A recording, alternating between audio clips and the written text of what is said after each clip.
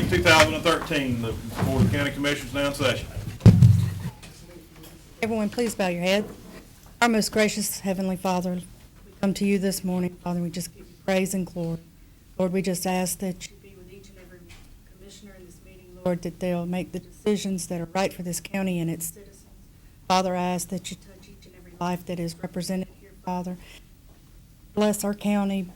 Lord, I ask that you watch over all of our servicemen and women, Father, and their families as they serve this wonderful country, Father, to give us our freedoms. Lord, we just thank you for your many blessings, and we'll give you the praise and the glory. In the name of Jesus Christ we pray. Amen. Amen.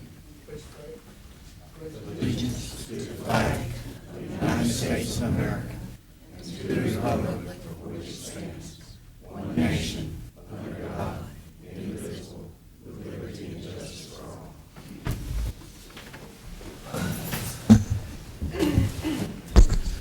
I'd like to thank everybody for coming out to our county commission meeting today. At this time, we are going to accept our consent agenda, but I want to ask from the audience, do I have anybody with anything concerning the consent agenda? Do I have anybody from the audience concerning the consent agenda? Can I get a motion from the board to pass the consent agenda? So moved, Mr. Chair. Got a motion by Mr. Yeager. Second. Second by Mr. McLemore. Do I have any opposed? No opposed, motion carries. Mr. Chairman, can we do this up front so we can? Yes, sir. Can I come up? I wanted to recognize there's oftentimes we're dealing with a lot of things that are controversial here, but we want to recognize a member of the public that went over and beyond the call of duty what somebody would normally do. And I'll let Brad kind of give the introduction and talk about it a little bit, but this young man went into a burning house. He saw a fire, stopped, riding by, stopped, and went into a burning house and saved some folks and saved destruction of a home. So, Brad, if you would. Alex was coming home from a friend's house on August 22nd, 2013. As he rolled by, he noticed smoke rolling out of a house. The house was a Heath family house. It was 3 members and a dog. He saved all 3 members and the dog, family dog. So Went back in. And we're just more proud. And I can't get him to join the fire department, but he'll do that. But we just want to thank you and present you with this. We're going to present you with this, Alex. It says Outstanding Citizenship Award presented to Alex Ross Van Zandt, September 23rd, 2013, Gulf County Board of County Commissioners. We appreciate your service. Thank you. Really appreciate it.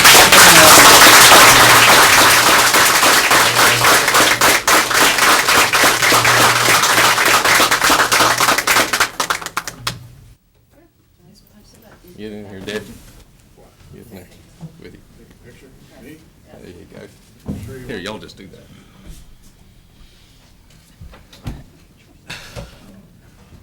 Do it one more time.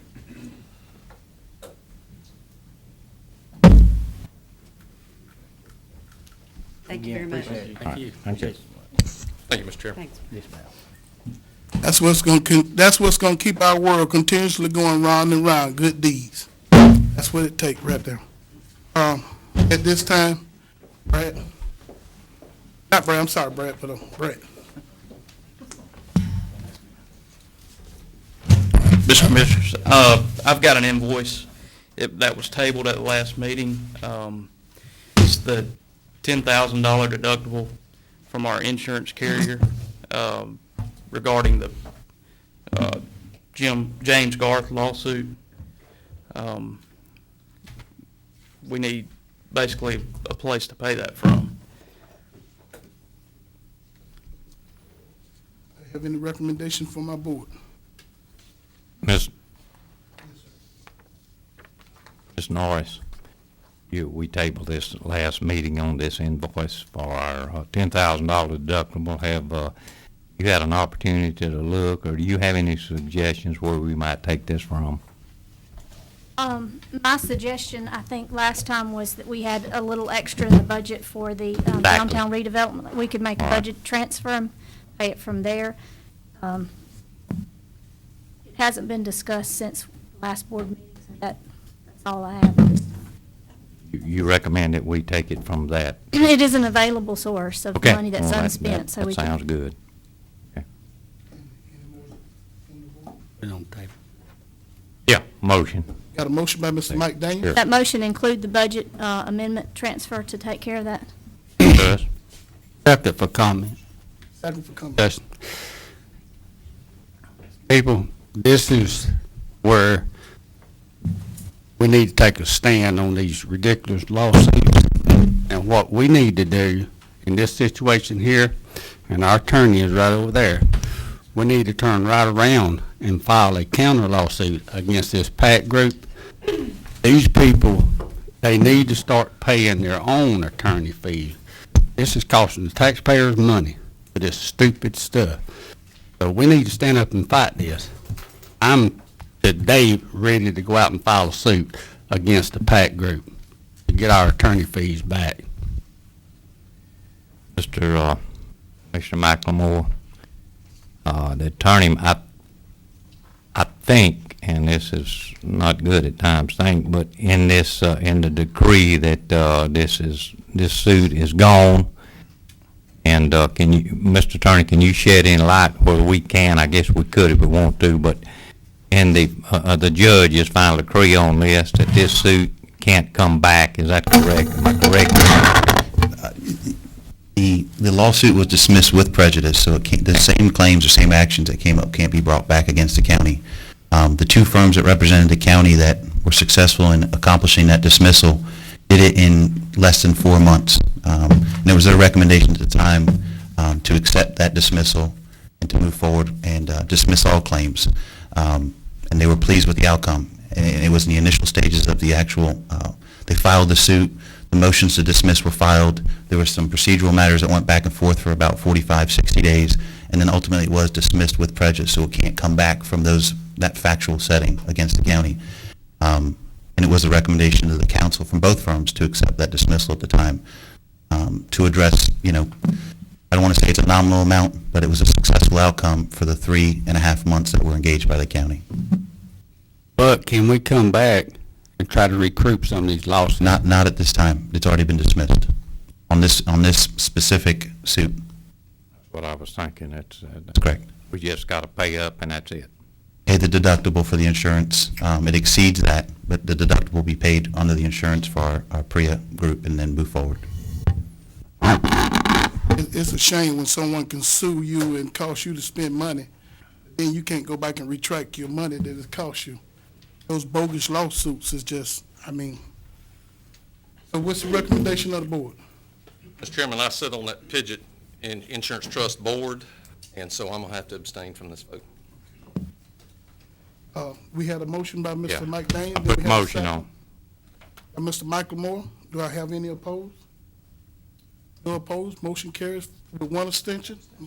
Motion carries 4 with 1 abstention. Okay. Thank you. Mr. Michael. Yes, sir. I've got a bunch of my employees here this morning. I appreciate you calling on me. The last, excuse me, too, I got the bug. The last budget meeting, and it was a marathon meeting and somewhat unprecedented, but I was caught off guard when Commissioner Bryan called the jail a disgrace. A disgrace. Commissioner Bryan's been commissioner for a year. She's never been to the jail. She's never been to my office. She caused a lot of trouble. But I have a bunch of my employees here today, and I want Captain Farmer to introduce those employees. Talking about laying off or firing 15 employees. Several of my employees have been here for more than 20 years, one for more than 25 years. They're all dedicated professionals. They're certified correctional officers. They run a professional institution, something that you can be proud of. Your jail is not a disgrace. Your jail is something you can be proud of. And again, I'm not going to get back and forth. I mean, it's a different number every week. It's going to say $500,000 to close the jail. It's going to say $400,000 to close the jail. It's going to say $325,000 to close the jail, and you're going to hire 4 new deputies and 4 new patrol cars. The numbers don't add up. There's not a county in the state that doesn't have a jail. A lot of small counties would love to get out of the jail business and save money. Your actual cost, even though it's been thrown around at $1.2 million, your actual cost for the budget year that ended last week is less than $1.1 million. And again, it'll take about 6 weeks for the clerk to get all of the fees paid, but it's less than $1.1 million. So that number is at least $150,000 lower than the actual budget amount. But again, we can talk about whatever we need to talk about, but I want Captain Farmer to introduce my employees, and some of them may have something to say if they want to. They certainly are doing a good job for you. They do a good job for me. I'm proud of them. I'm very defensive of them. I'm not going to allow folks to talk bad about them without being rebuffed, and I'd like to give them the opportunity to speak if they want to, and Captain Farmer, if you want to introduce them. Captain Farmer, could you come to the mic and Could I get you guys to stand up, and ladies? Okay, I've got Officer Chris Shear, Officer Les Greenwood, Officer Tammy Cumby, Officer Bart Lowry, Officer Carl Goodson, Rebecca Wood, Laura Taylor, and Mike Knox, and I've got in the back in the blue, Mary Allen. Thanks. Any of them would like to say something, they will. Like to say something, Captain, you will. Do we have any one of you guys that would like to say something at this time?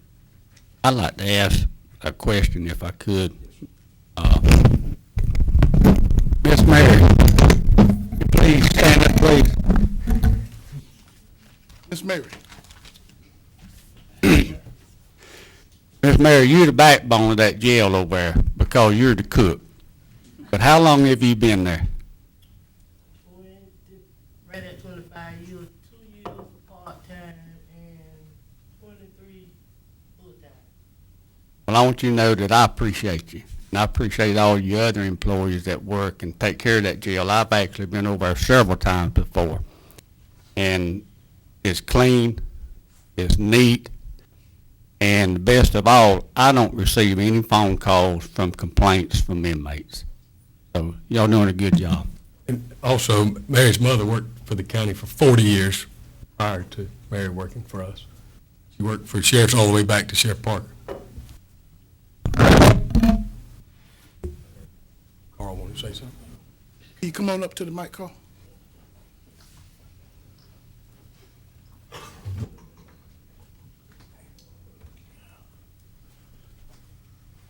I'm Carl Goodson. I've only been at the jail for a little over 2 years, but I worked at a chemical plant for 36 years and a prison up the road for a little over a year. But in my time here, I have worked with a bunch of professionals, and they do their job, they know how to do the job, and like Mr. Hammond said, you can be proud of them. Well, and clearly, I would like to speak. I want to say, first of all, I have no issues with the employees of the jail. And I have not been in the jail, Mr. Hammond, because you, in this forum, refused me entry to the jail. Now, my concern is not only for the safety of the inmates, but it's the safety of all these people sitting here. And that is your responsibility and our responsibility. And when I look at the inspection report from 2011, and we are failing in areas of that our staff is not properly trained for CPR, for first aid. They don't know what the fire exit strategy is. There's no fire drills done. This affects the safety of these folks, and I'm very concerned for their safety. I want them to be in a safe, clean, healthy environment. Now, it's been clear to folks in the community that you've done a hardcore cleaning in that jail, and I'm happy to see that. I'm happy to hear about it. And I think that that is the direction that we should be moving in instead of digging in your heels and taking everything personal. Now, when you want to fire 15 employees, that's personal. That's personal. You want to fire every one of these employees. Mr. Hammond, I have the floor. Now, what is a disgrace to me is that this board did not want to look at alternatives. We talked about it one time in this meeting, and you fired off a memo the next day with figures. I mean, I would think that you would need to take a little bit more time and consideration and talk to different folks to come up with those figures. I disagree with the figures that you produced. There are many ways to skin a cat, and what I was saying is that this board needs to look at not only the jail, but other issues. We continue to cut and cut without operating more efficiently. Now this board has raised the county's taxes. So they have put the burden on the back of the taxpayers. Now, there are other alternatives for these folks. I know that the state facility is always looking for people, and we can work, if we did, and that was a big if. All I wanted to do was look at it seriously. And if we did end up closing the jail for a couple of years while we could get the funds together to build a proper facility, we certainly would work with these folks to find them other positions and help them. I was never in favor of laying off people and walking away. But we need to keep in mind that we are here to do the business of the county and to do it as efficiently as possible. And that is the bottom line. Folks in our community are struggling, and we keep raising their taxes. That was the disgrace. I want to be on the record that I don't have an issue with the employees here. I want them to be safe as well. Can I speak to that? Since I've been here 5 years, we have went from 13.6 million that we taxed the citizens down to 7.6. We have efficiently done that without reducing a whole lot of employees, other than some, and some through attrition.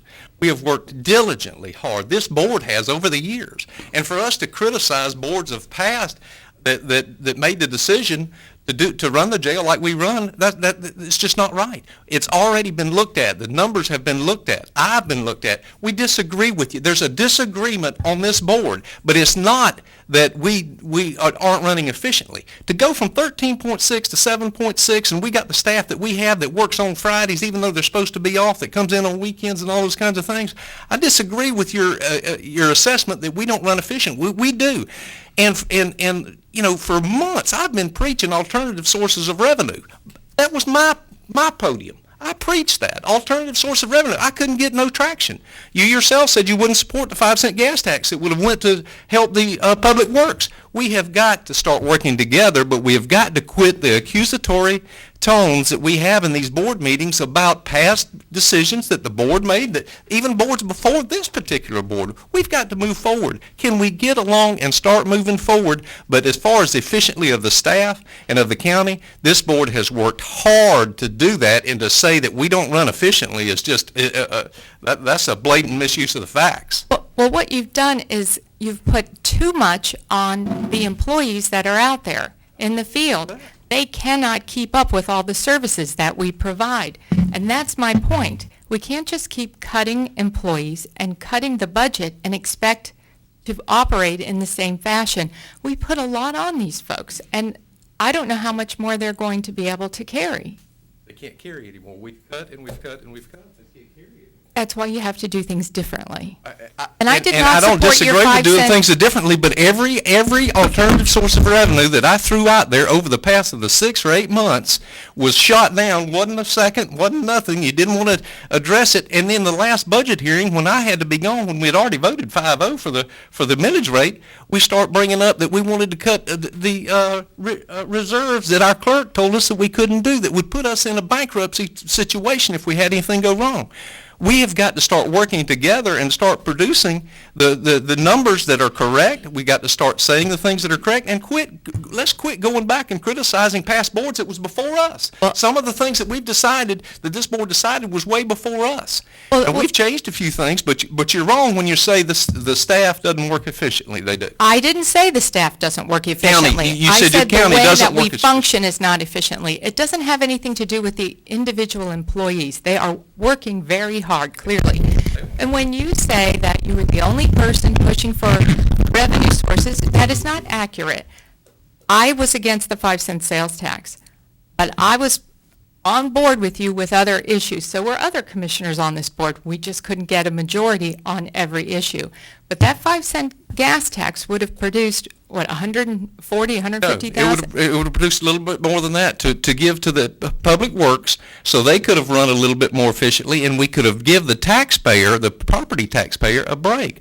But I couldn't get no traction on that. However, we could debate this for a long time. I'm not, I'm just saying, let's move forward. Let's start moving forward and trying to do the things that we need to do for this county. And I'm all in favor of that.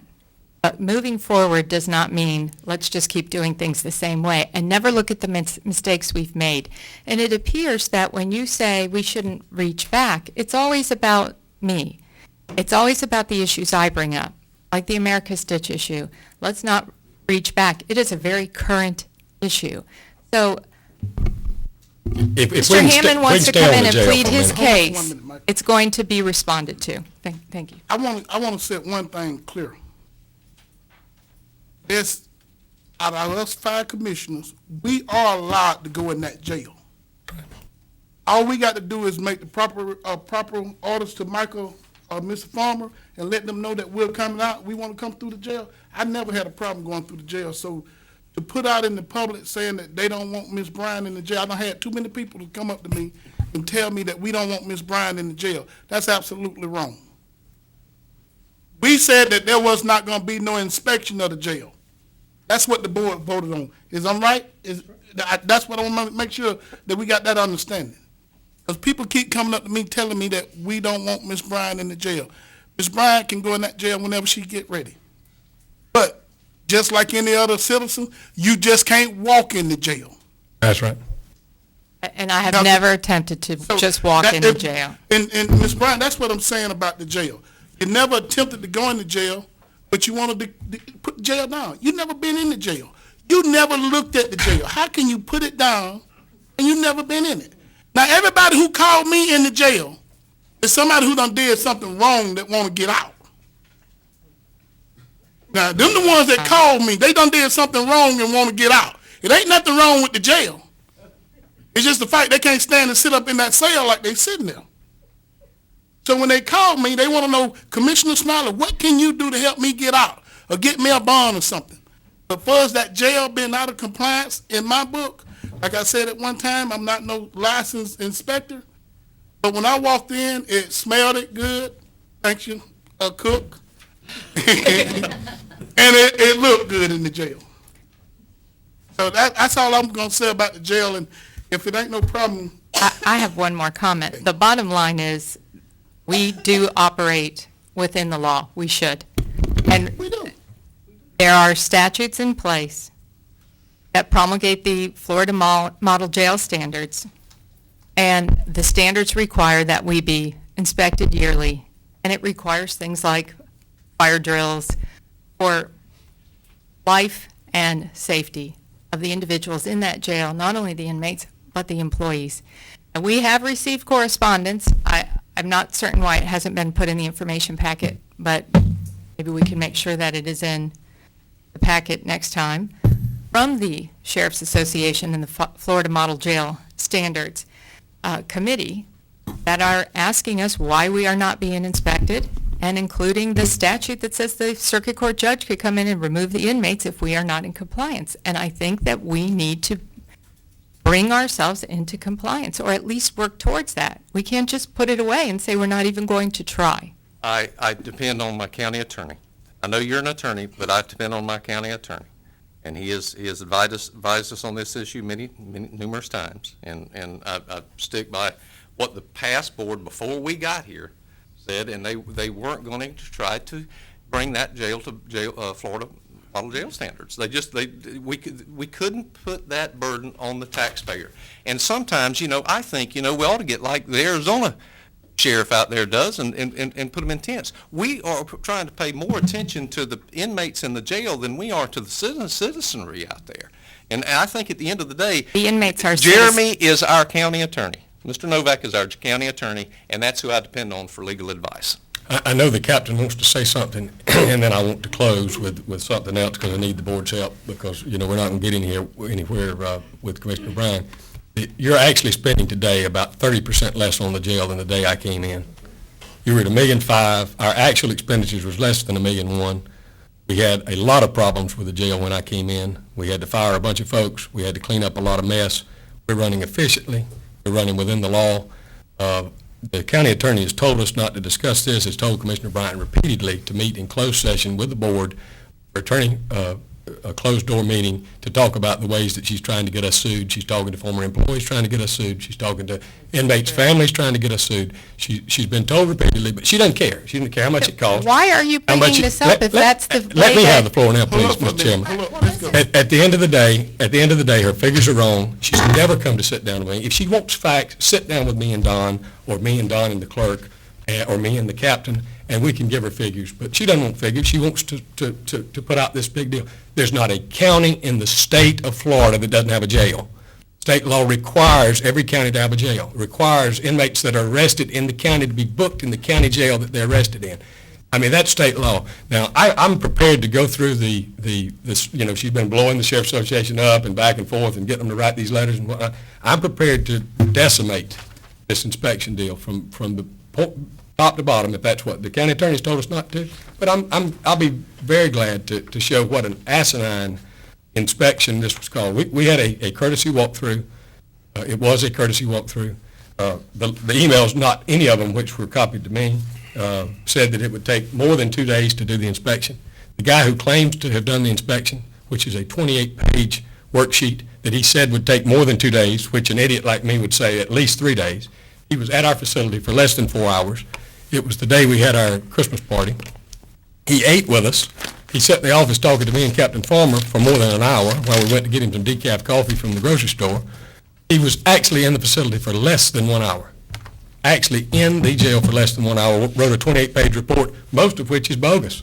One of the things that he wrote up, she brought up about was the fire alarm deal and out of compliance.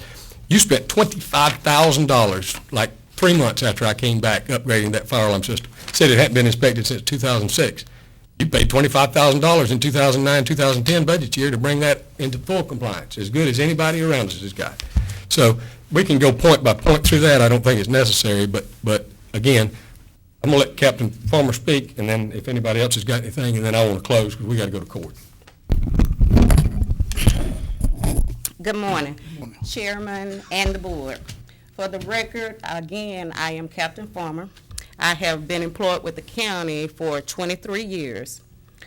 I would like to comment on a few rumors that have been circling around the county. One being unsafe conditions in the jail.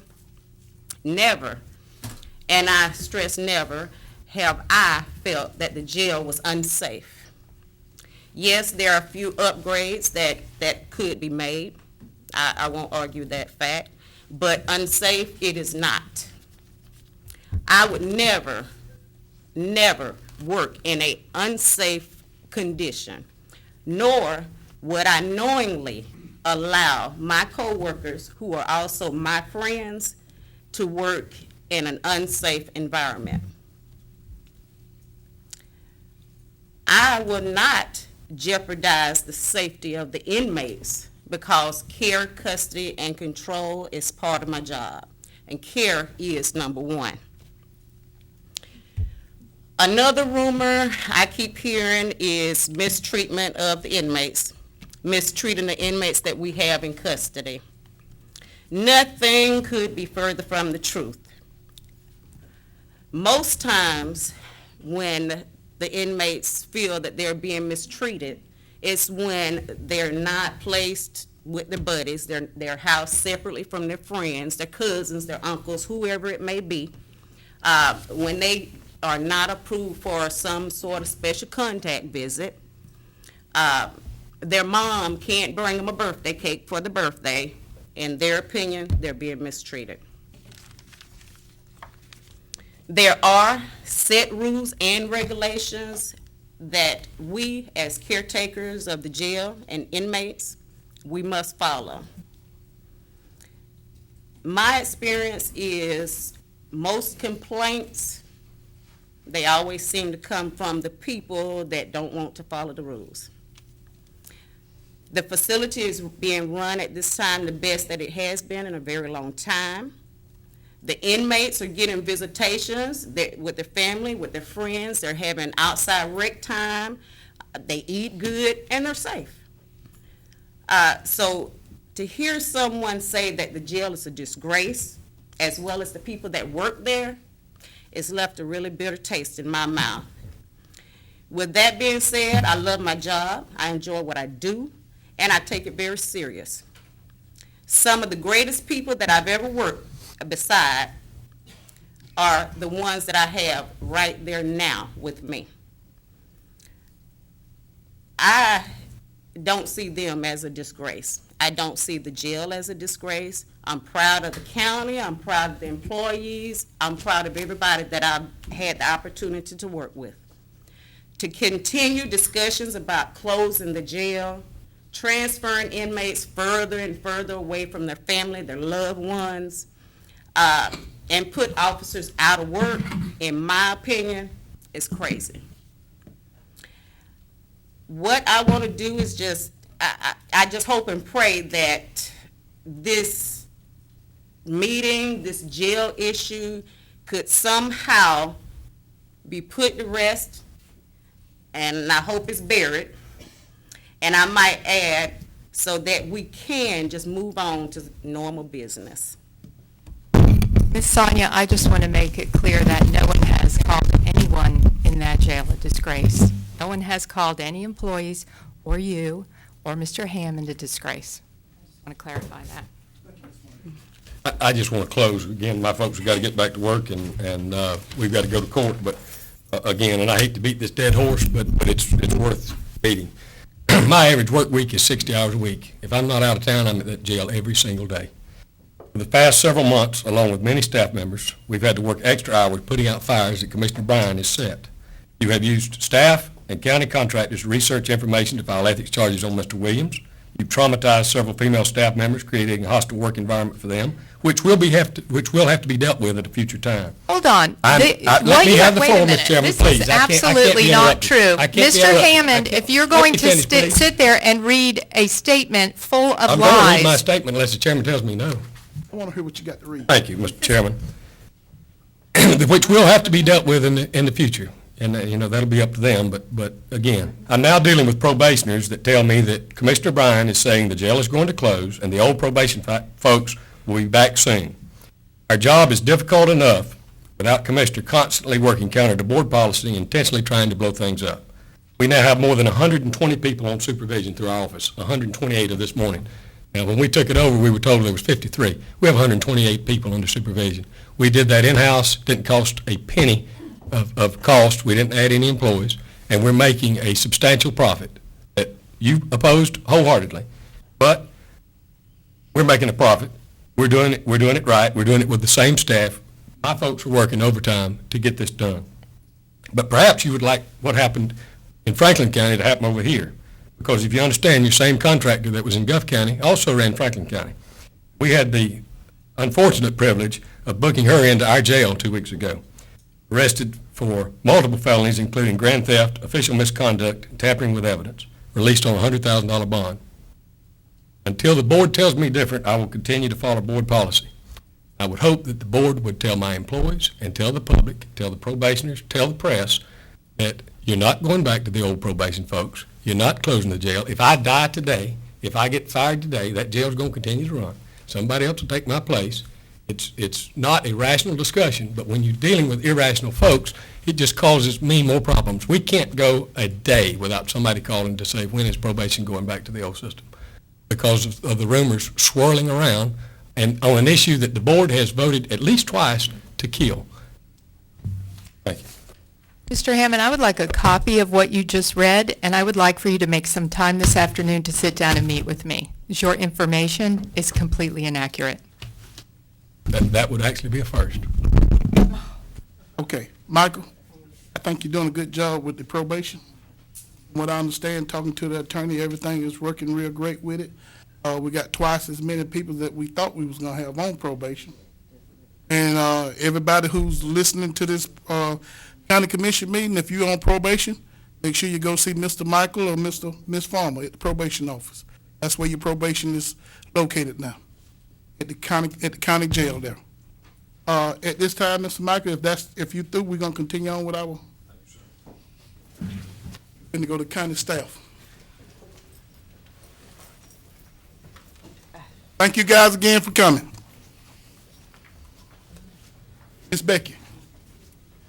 I don't have anything, Mr. Chairman. Thank you. Ms. Lynn? I don't have anything either, Mr. Chairman. Ms. Jennifer? Good morning, Mr. Chairman and Commissioners. You have a packet in front of you. I'll go through as quickly as I possibly can. First and foremost is the monthly report for September. I'm not going to read or go through the entire report, but I would like to say that bed tax collection for the month of August was up 27% over August of 2012, and we're pacing at 13% year-to-date over 2012. If you have any questions, I'd be more than happy to answer them. My council meeting was delayed this month, and we just had it on Friday, so there are a couple of issues that I'd like to bring in front of you and have and seek your approval. First, there in your packet is our standard operating procedures that we've developed over the last few months. The TDC is a business. We should be held accountable. We are responsible for appropriate use of the bed tax dollars. And it will only grow as we continue to grow and take on more challenges. So I'm asking your approval that my council has approved this standard operating procedure. So moved, Mr. Chair. Got a motion by Mr. Yeager, Second is motion. second by Mr. Mike Daniel. Do I have any opposed? Do I have any opposed? No opposed, motion carries 5-0. Thank you. The next, you'll see a venue usage policy, which details the use of the Welcome Center in the TDC building. Has been approved by my council, and I'm asking your approval so we have this as part of our standard operating procedure. So moved, Mr. Chair. Got a motion by Mr. Yeager, I'll second the motion. I'll second. I just have a question before we second go. for discussion. I was just curious how this policy relates to the policy for the use of other county buildings or parks.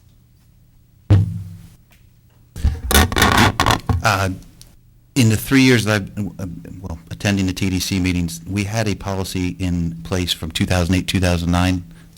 We've all shared and exchanged. This policy in terms of this venue is unique, and it's separate and apart from any other policy that we have in place.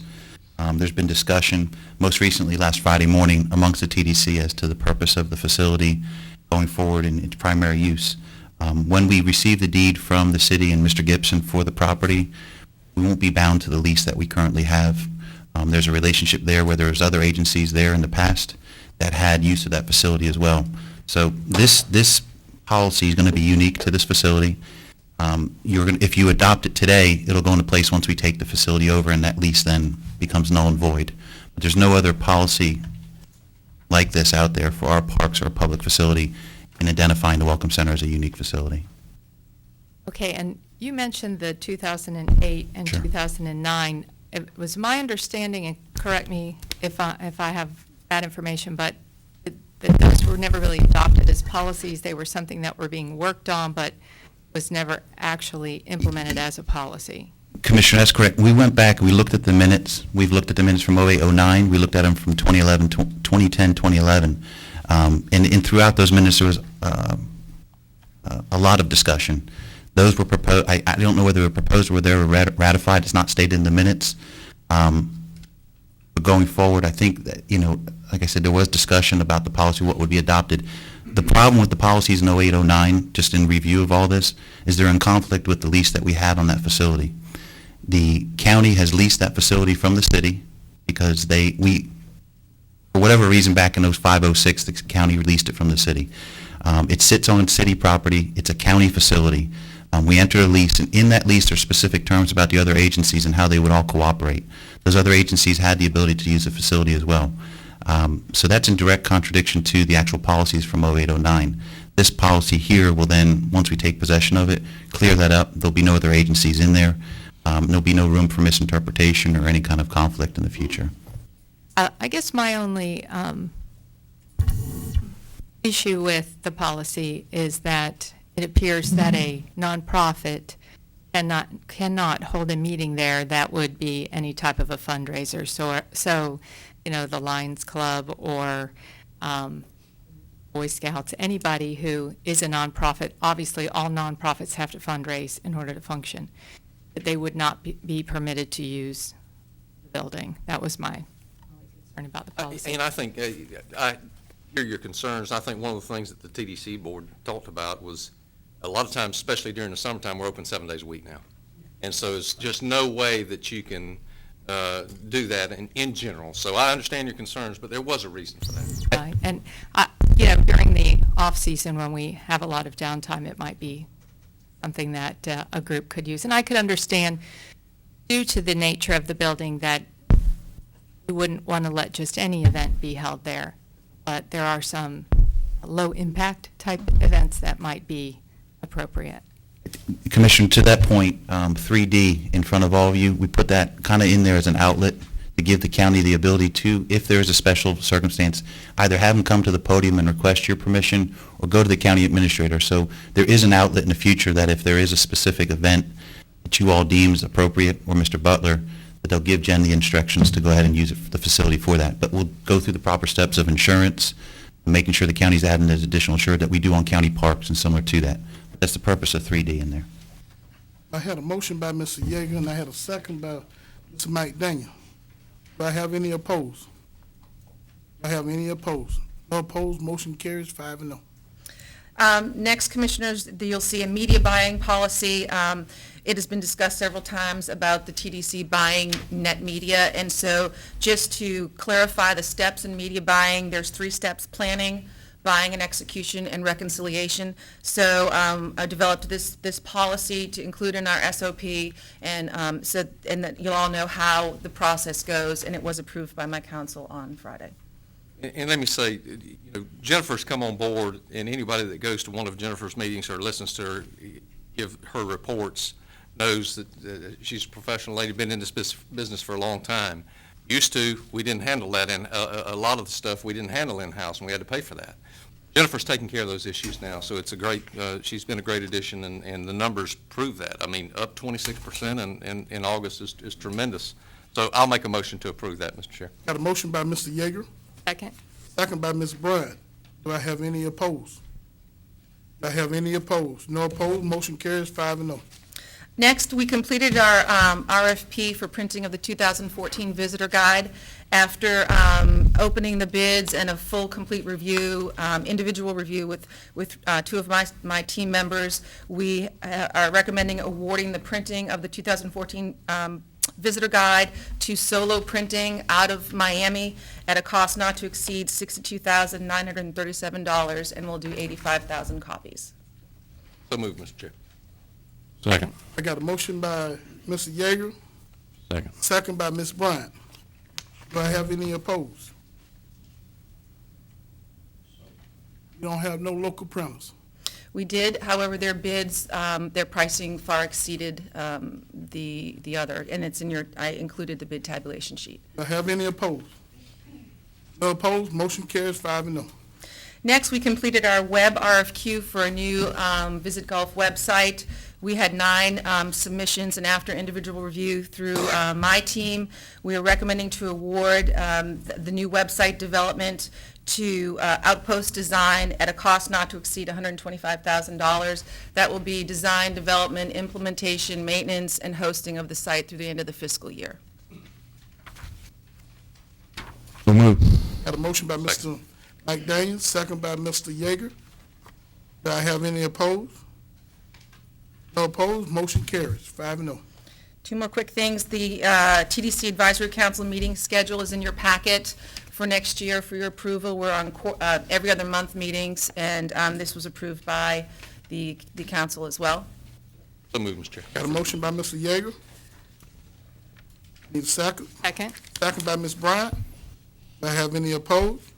Do I have any opposed? No opposed, motion carries 5-0. And finally, during the meeting on July 14th, we made an amendment to my sponsorship and special funding policy in regard to reimbursement. If there was an event that the cost did not exceed $3,000, I could give advance dollars of $1,500 of the actual amount. We had a request from Semper Fi Sisters at the council meeting to get their postage for the boxes of $2,500 in advance. They pack the boxes on a Saturday, and they immediately go to the post office and ship them out. I think their goal is 1,300 boxes to the men and women, serving overseas. The request for $2,500 exceeds this $1,500, and my council has approved it, and I'm asking for your approval to give them the postage. So moved, Mr. Got a Chairman. motion by Mr. Yeager, Second. second by Ms. Bryant. Do I have any opposed? Do I have any opposed? No opposed, motion carries. Thank you. 5-0. Mr. Houston. No, at this time. Mr. Pratt.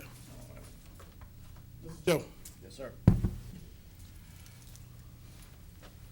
Week before last, our motor grader caught fire. Found out it was an electrical problem.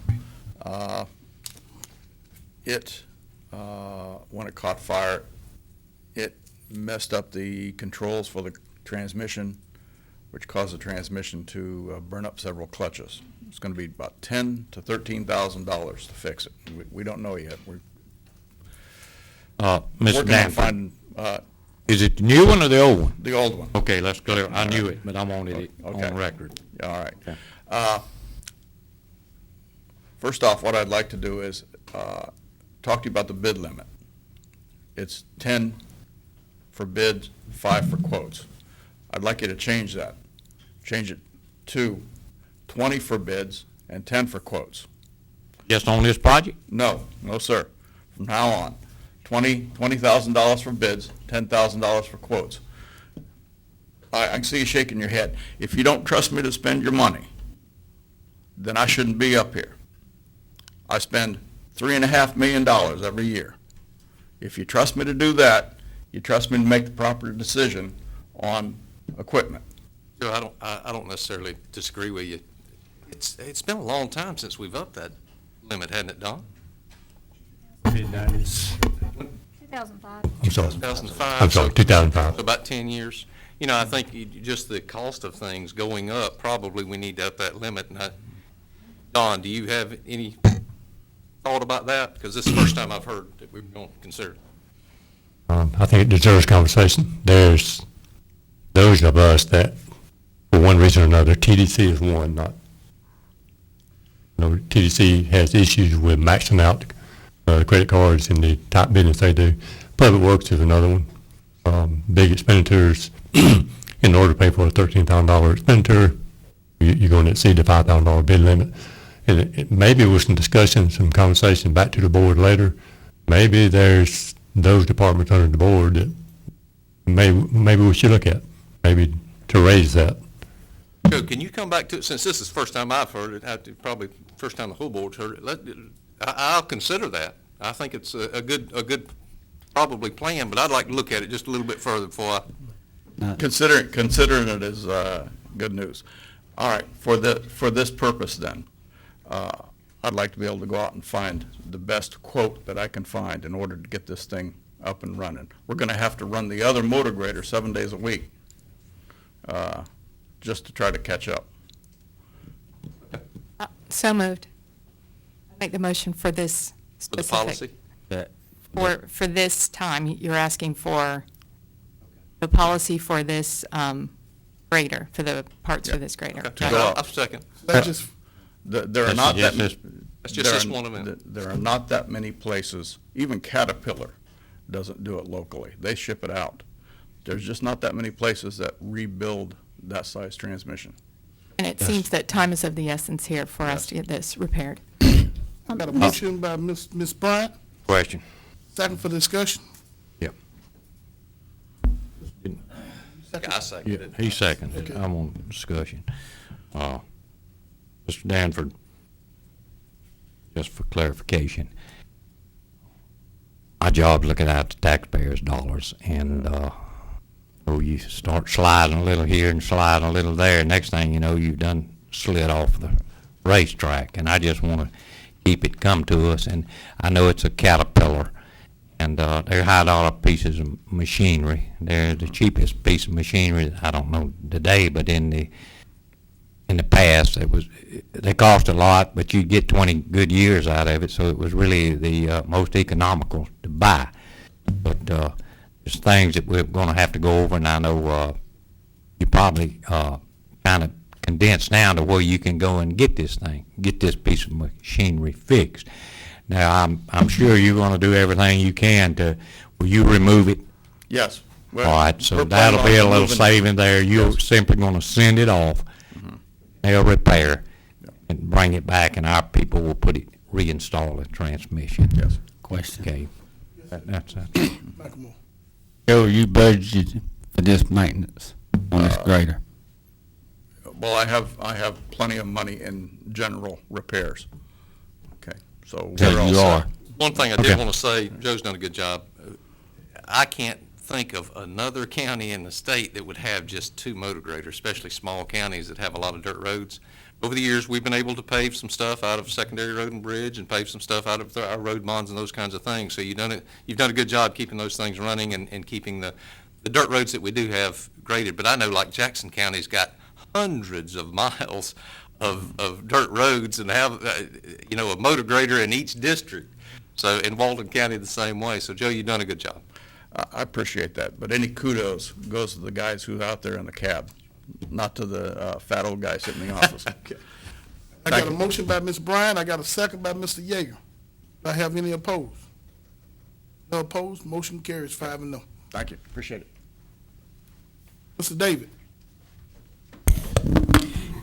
Yes, sir. Before y'all on your, gave you copies of the capital improvements plan. This is for just review, not for any consideration. I would like to point out a few things. In the parks, we've added all the parts to open the doors for funding opportunity. This is in conjunction with the grants department. On your roads, traffic circulation, this year I separated the costs for state roads and local roads, so the projects are separated. Under the bond, this year I attempted to do an amortization to show it was on schedule. This is in conjunction with the Fitch rating, trying to help them on that. And you also see a concurrency status report.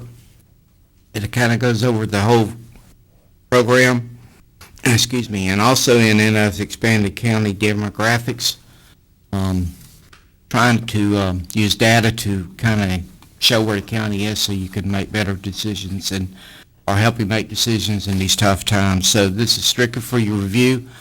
I'll be trying to make comments, and that's all, Mr. Chairman.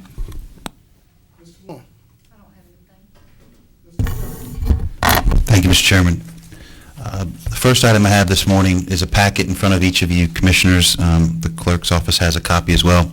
The first item in the packet is the final interlocal agreement between the city and the county. It was executed by the city as well as our chairman. It's been provided to the clerk's office for recording. As a follow-up and a report to you all, I've spoken with Mr. Gibson. Right now, as a follow-up to some of the terms of the interlocal agreement, most notably, we mentioned earlier the Welcome Center.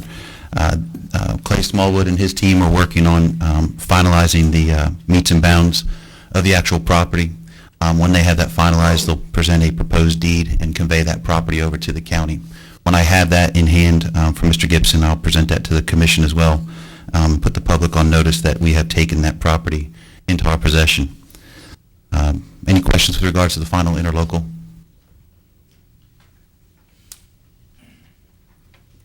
The second item, labeled number 2 in your packet, is a follow-up from the past 2 meetings we had in September on the 10th and the 24th. And we had Ms. Gaskin, North Florida Child Development, here offering comments, and we've been working through a resolution on the Weewahitchka Courthouse. Gerald, her Chief Financial Officer, Gerald Thompson's here with us today.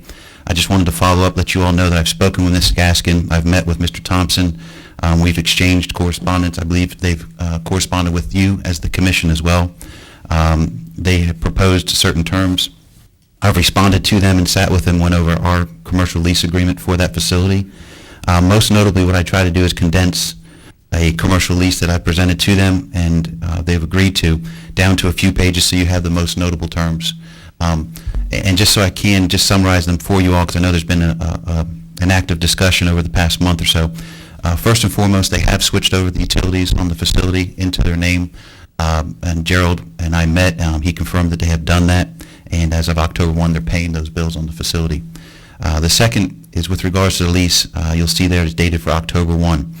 There was a discussion at your last meeting and a tentative agreement that we would go into a 10-year lease for $1 a year on the facility as long as they carried those expenses of operating the facility on a daily basis.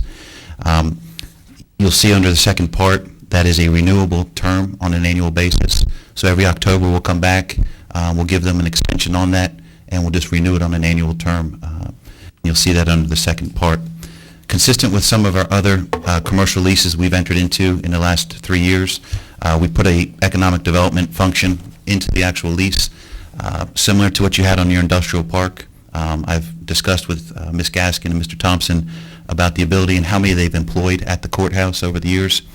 You'll see as a term of the lease that they agree to have a certain number of full-time employees at a certain rate going forward, and they'll always honor that as part of this lease, consistent with some of your other commercial leases on county facilities. The fourth part is the maintenance, repair, and care of the facility. They're very clear as they transition to the first floor in the original courthouse, that as they move their telephone lines and their CAT lines and their T1 lines and everything else, that once they move in there, that they will be, their facility and the square footage that will give them a footprint and attached to the actual lease will be an exhibit. And that square footage on the first floor of the original courthouse will be where they operate North Florida Child Development. There's also specific terms about the courthouse on the second floor and the adjoining chambers and the rooms adjacent to it. That is for the county's public use and purpose going forward, and we'll always have access to that, and that's clearly understood between the parties. Any alterations and improvements that we've discussed in the last 2 months about to the back annex of the courthouse, as the commission decides on what to do going forward, you'll have the ability to do that, but it'll be isolated from what they're operating on the front of the building. And we've made that very clear. There's a couple steps that the county and North Florida Child Development are going to do over the next 90 days as they make this transition to make it suitable on the front. But those costs are to be incurred by North Florida Child Development. They will not be on the county. And finally, the terms with regards to them carrying all the costs of the facility going forward, and that includes repairs such as an air conditioner that goes out in the front. Those costs will to be incurred by the tenant going forward under this lease. I'd like your permission, if I can, to authorize the chairman, upon finalizing this and getting an actual floor plan of the front of the building, to authorize the chairman to execute this lease and work with North Florida over the next 2 weeks to move forward. One question, Mr. Attorney, will we still do grounds maintenance on the courthouse? Is that included in, what's that? What's the terms on that? Yes, sir, Mr. Commissioner. That is one topic that came up in our discussions going back and forth. It is something that we are going to continue to do under the actual current terms of the lease. Mm-hmm. The fact that we're using the courthouse and historic grant that we have for the historic courtroom upstairs is the one maintenance item that we will continue to do on that facility, is take care of the grounds, cut the grass, trim the bushes, and keep the sidewalks clear. Okay, we won't go inside and do mopping floors and stuff like that. No, just sir. Grounds maintenance. Specifically, the only maintenance we'll be doing on that facility, other than the annex in the back, is just the grounds. Good. Mr. Attorney, would the county have any uses? Yes. It is still the county's facility. We'll still have that courtroom upstairs and the rooms around it for public meetings and what the county uses. The first floor will be commercial leased space to North Florida, so that space will be theirs to quiet enjoyment and use of what they're doing it for. And then the back of the building, I think we all are discussing what we're going to plan on doing, how we're going to budget, and when we're going to start doing that remediation. But yes, the county has use of that facility on the second floor going forward.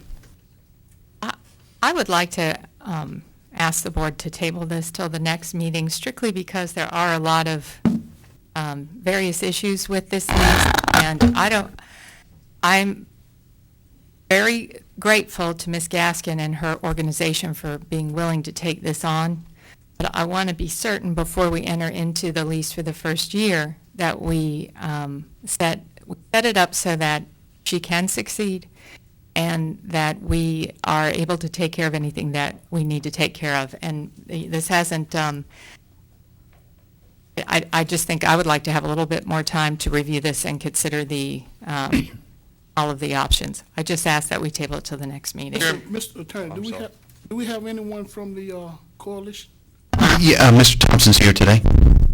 Thompson? While he's coming, Mr. Chairman, if I can ask, Jimmy, you see this probably will go on for another couple of weeks anyway, won't it? This back and forth? Or you think we're about there? If I can, I'll just shed some light. We talked about a 30-day transition of where they currently are.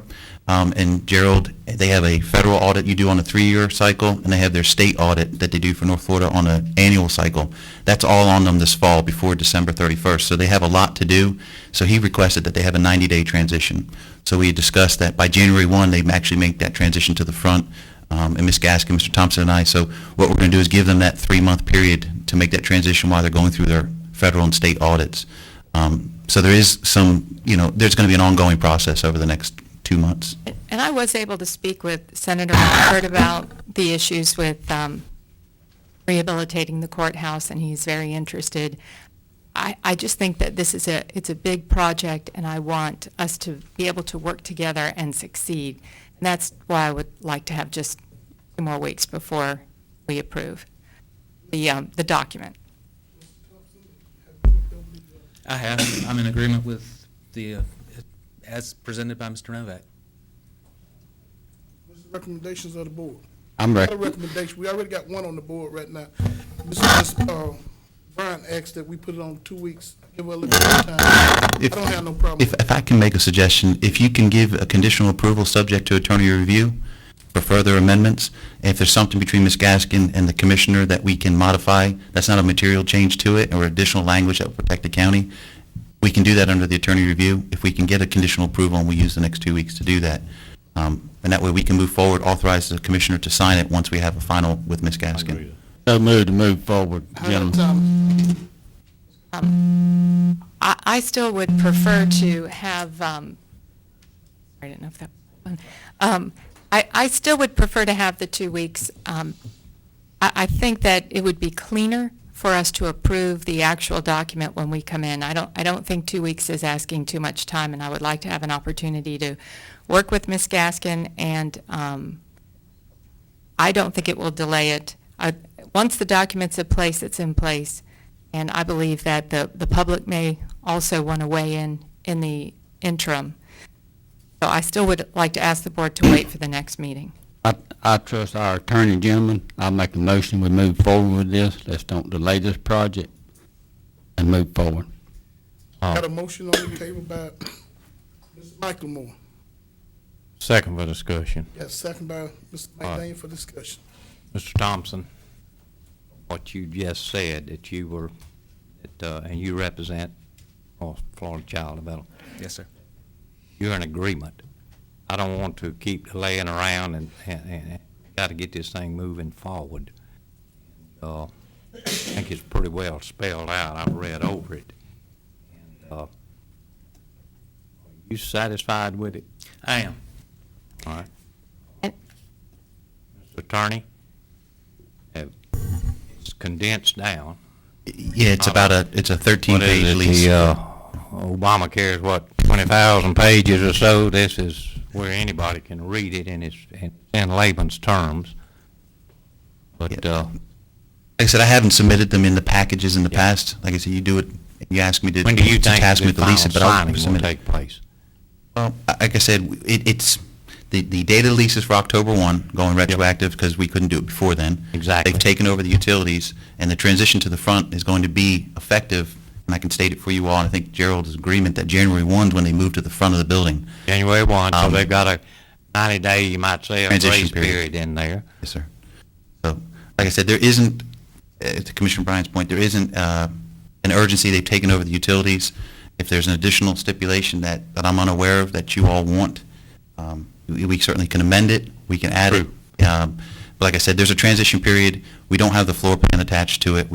So we haven't identified that. So we can certainly hold it if you all wish to. Mr. Miranda, do you want all of that before you accept this lease agreement? Is that what you want? You want the floor plan? You want every? I would just like to be able to examine the terms a little better. I mean, we have a lot of issues with this building with the mold and the safety issues, and I think that we all agree that we need to move forward with working together with North Florida Child Development, and I think it's a great way to save this building.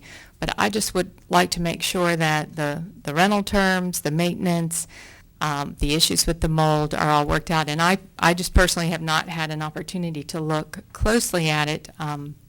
And also, it wasn't on the agenda, so the public didn't know that we would be voting on it. And if we had to do it today, I would understand, but this has been an ongoing issue. I know Ms. Gaskin has been appealing to this board since probably at least January of 2012.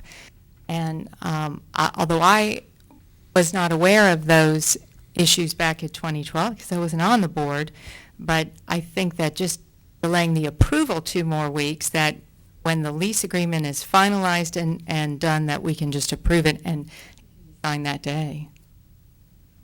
Let me say this, I've been working, I can honestly say probably 18 months trying to preserve this building, take the burden off of the taxpayers to maintain it. It's an historical building, and we found a lot of Gaskin and all wants to occupy it, and knowing her that it will be she will improve it. 100%.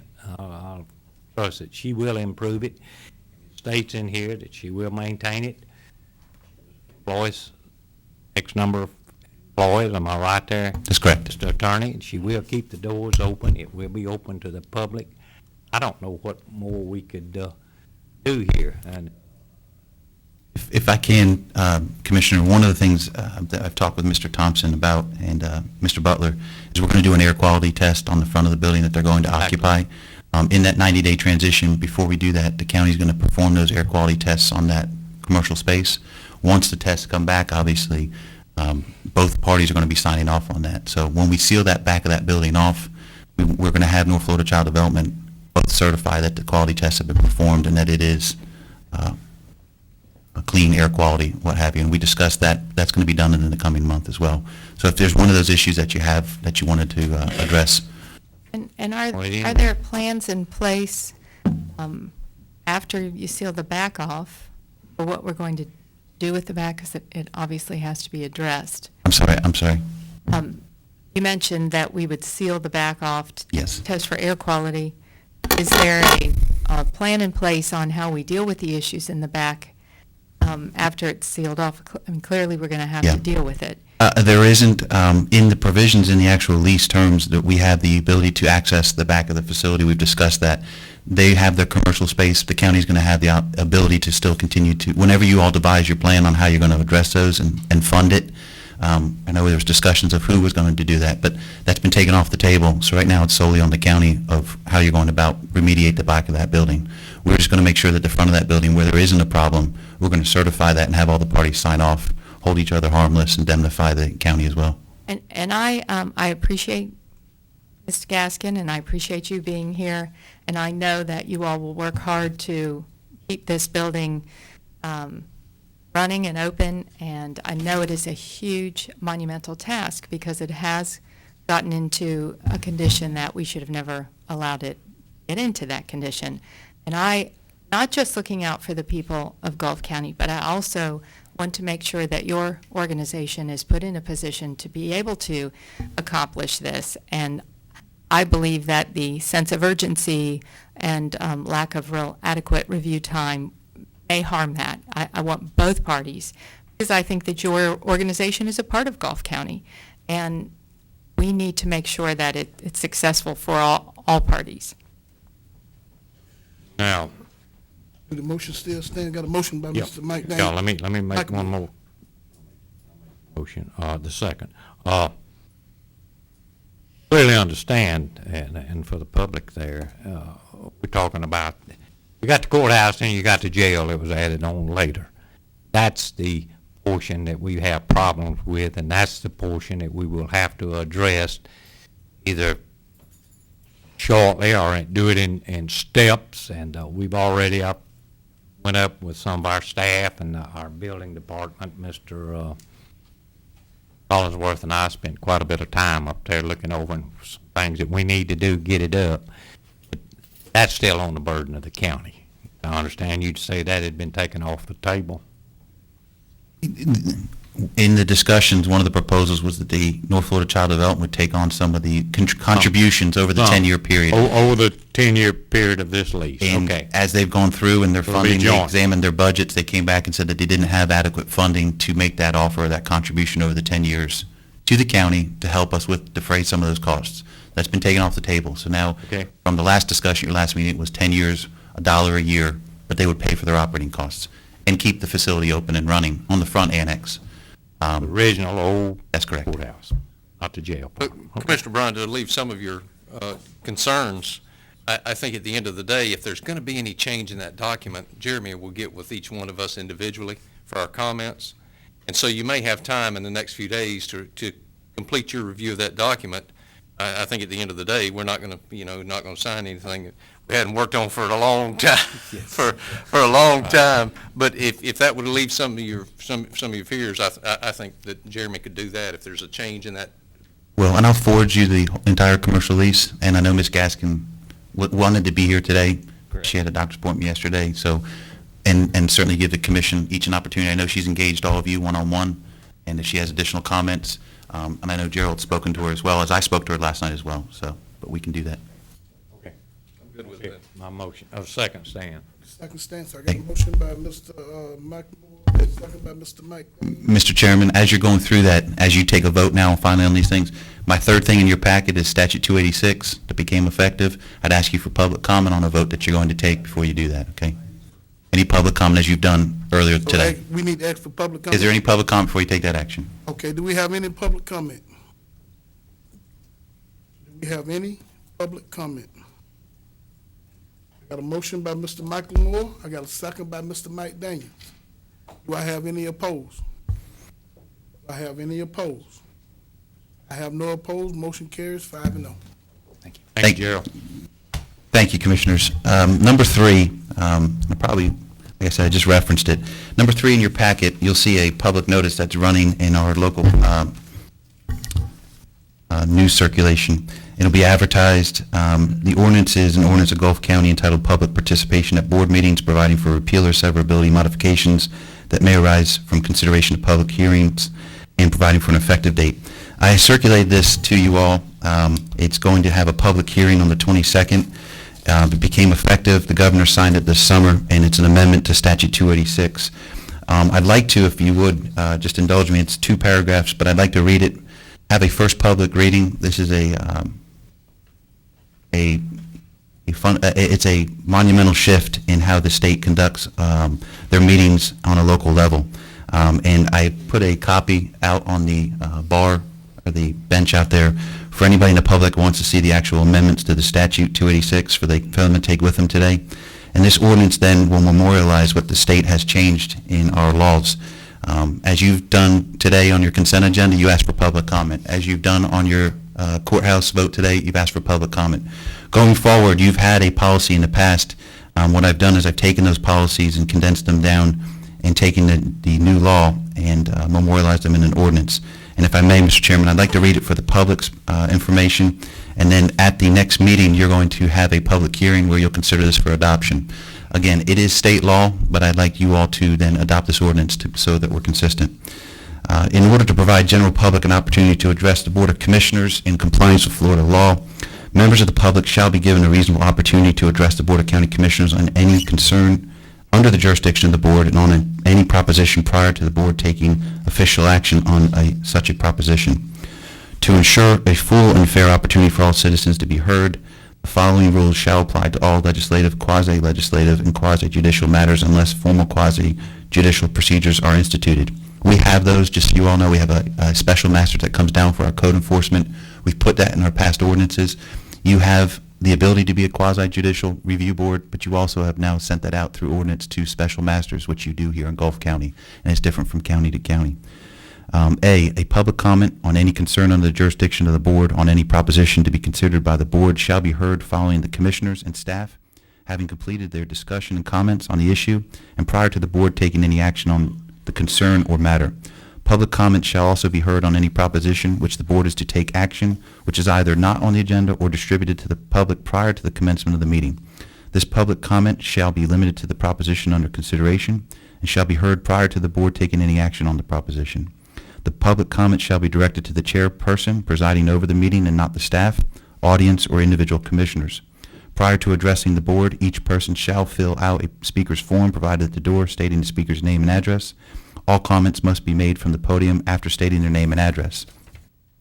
Individuals, members of the public addressing the board shall be allotted 3 minutes to make their statement, presentation, or present their request.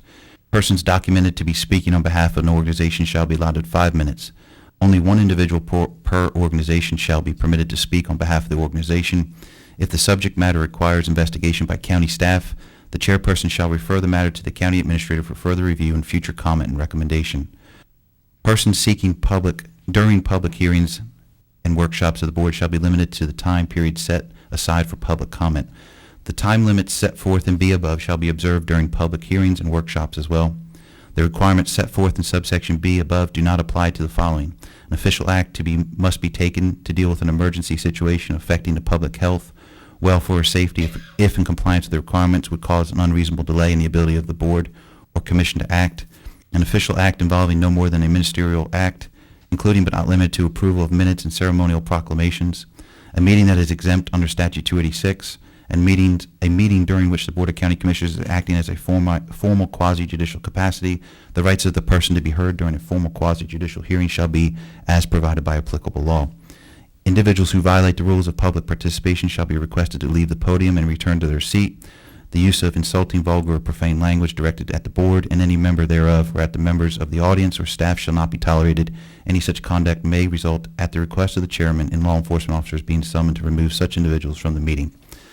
This is, again, the ordinance I introduced to you all. This, if you will, is the first public reading for the information for the public. The statute amendments are out there, and this will now be introduced for adoption at your October 22nd. I've had considerable inquiries of my office as well as from the commissioners on this, and I encourage the public, if they have questions or comments over the coming 2 weeks, to express those, and then please attend the public hearing we have on the 22nd so they can add their input to this. Is there any comments or questions from the commission? I have a question. Please, go ahead. In section 1A, right at the bottom there where it says that prior to addressing the board, each person shall fill out a speaker's form. But just above that, it addresses that public comment shall be heard on any proposition which the board is to take action, which was either not on the agenda. So my question is, are we going to Sure. require people to fill out a form Yeah. for an item that wasn't on the agenda? And we have, and a lot of this is just a boiled down version of the policies you've all put in place over the last few years. We have the Pledge of Civility that was adopted 12 years ago that was reaffirmed this year. Ms. Lanier has the form out there.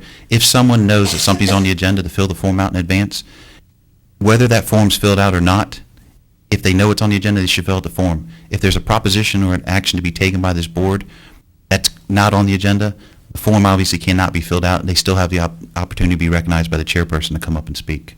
Maybe we could add when possible. Sure. Or Sure. something to that effect. Okay, and then I also have a question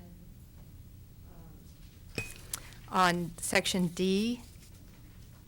The requirements set forth in subsection B above do not apply. So is it the time limit that doesn't apply to those items, or is it A, that the fact that people have the opportunity to speak? It's A, the opportunity to speak, and then the time limit wouldn't apply either, so it'd be A and So B. it should be A in D. In D. Item D, it should Yeah, cite in to D, A. it should say subsection A and B do not apply. Okay. And again, this is not inconsistent with what you all have done in the past. You've always given folks 3 minutes to speak, and we're now putting it in ordinance form. And you had a policy in the past to change it from board to board. This now makes it your local county law, and so it'll take an ordinance amendment to change this in the future. And I have one more comment. In section E, we have the term insulting, the use of insulting, vulgar, or profane language.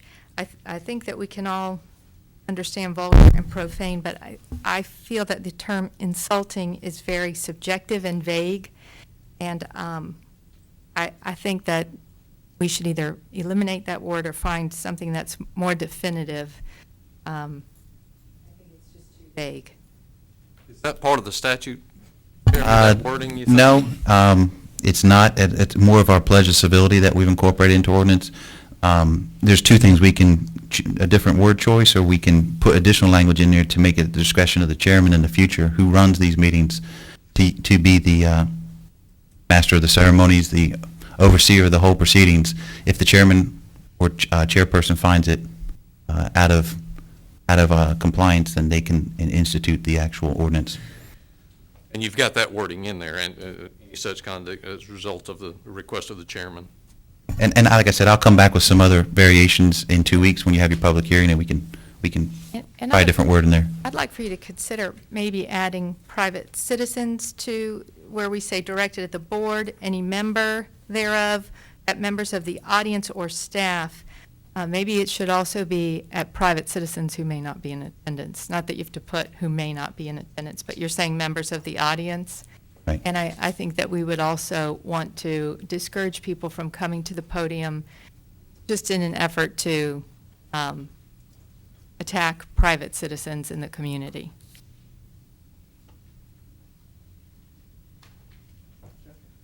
You don't need a motion to add. No, like I said, I appreciate you indulging me, allowing me to read it for the public. This will be at the clerk's office. This is run in our local circulation. And again, on the 22nd, if there is folks that can't attend today that will be watching this, to ask them to please and come and offer their comments on the public speaking. Throughout the state, everyone's obviously fallen in compliance with Statute 286. And there's a copy of the statute as well, and the amendments behind it as well for you all. Mr. Chairman, number 4 in your packet, most recently, Commissioner Yeager and myself, as well as Mr. Butler and Commissioner Smiley, have been attending various oil consortium meetings, both for the state. As recently as last week in Mobile, we had a multi-state consortium meeting, and it is all right now focusing on the Treasury regulations that have been introduced for the Restore Act. Following all those meetings, we've accumulated comments from other groups, agencies, both state and federal level, as well as private groups. And we have noticed a meeting for tomorrow at 11 o'clock to bring back the Restore Committee to introduce those Treasury regulations and chart some direction. There's a deadline at the end of the month for the Treasury to offer comments, and they're required by the statute to receive those comments from the states, from the groups, from the local municipalities.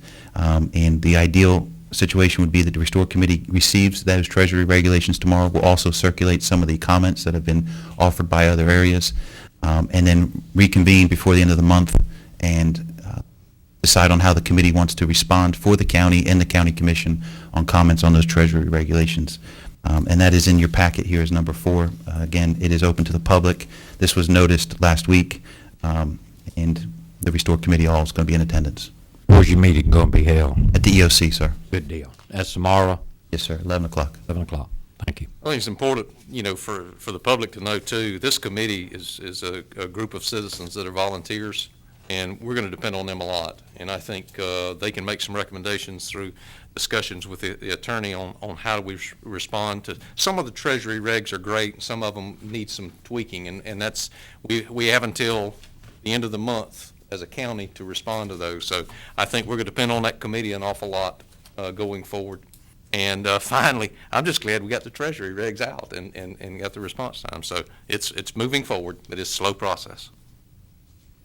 Another public notice is number 5 in your packet, Commissioners. Next week, as you all recall, you authorized the HCP grant award back in August. It was the Habitat Conservation Planning Assistance Grant. We signed the contract, and we're obligated now to start the process. In that process, we have a in-kind match requirement under the contract. The county's obviously required to participate and offer an in-kind match. One of the things that we need to do is organize or have an organizational meeting and establish a committee for that HCP. Mr. Butler and I have reviewed the actual contract, the terms, and we'd like the ability to go forward and have you all establish at least a starting point for that committee. We've noticed the meeting for next Thursday in the EOC at 8:30, and with your permission today, we'd like to, on the second page there, we've come up with who we think would be partners or contributors and folks from the community, from state and local agencies, as well as county staff that could contribute to this habitat conservation multi-species plan for Gulf County. With your permission and approval, following public comment, we'd like to extend that invitation to those people we've identified on the second page. And at that meeting, we'll also ask of those partners who have gone through this process elsewhere, if there's people that we've left out that we'll also extend. We may come back and have some other people we'll recommend to additionally participate in that, but that's a starting point for us. And those meetings will be noticed, so. Yes, sir. Go ahead, sir. Attorney, how many, I see 21 listed here, and now is there a set number we have, or There isn't. number are you looking at on this committee? Or is that a? On the habitat conservation plan, the more participation we have from the various agencies, okay. the better. There's no set number, but we certainly want to have, you can see 10 of them are county staff, from the planning to the TDC and affecting the Cape and the beaches on St. Joe Beach and Indian Pass, to code enforcement, our grant program director, the administrator, our animal control officer in terms of dogs on leashes. I mean, this affects a lot of the various departments on the HCP, so we'd like to get their input. Just one thing to add real quick. This is probably going to wind up being, we hadn't went out for requests for qualifications, but this is probably going to be a $400,000 study that FWC has required us to do. And it's important that we get it done.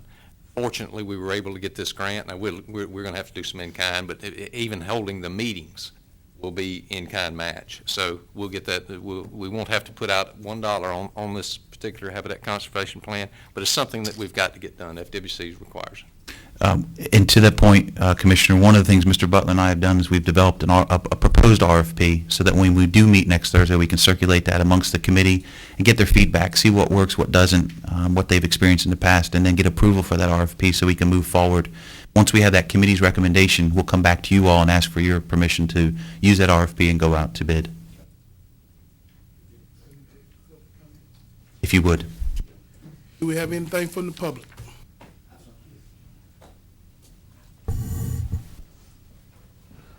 This is on this particular issue. Oh, no, I'm sorry.